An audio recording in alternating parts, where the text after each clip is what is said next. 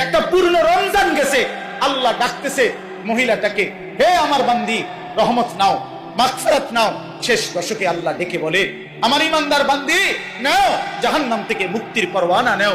আর ওই নাফরমান নারী, ওই বেহায়া নারী বলে, এই মাওলা, তোমার জান্নাত আমার লাগবে না, তোমার নাজাত আমার লাগবে না, তোমার এটি তুমি রাখো, আমি জুতা কিনতে যাইতে আসি, আমি মার্কেটে যাই জুতা কিনতে। মনে রাখিস, তোরে জুতা দিয়া ফিটবে, জুতা দিয়া, জুতা দিয়া ফিটবে, জুতা দিয়া বললাম। বেহায়া নারী, মনে রাখিস, তোরে জুতা দিয়া ফিটবে, তোরে ফেরেশতা জুতা দিয়া ফিটবে। কার আহ্বান প্রত্যাখ্যান করলা? রমজানের শেষ 10 দিন জুতা কেনার জন্য আল্লাহ দিছিল? কথা বলেন না কেন? শেষ 10 দিন শাড়ি গহনা কিনবার জন্য আল্লাহ দিছিল?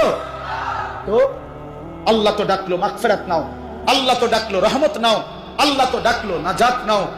তুমি কও না আমার এটি লাগতো না, আমার জুতা, আমার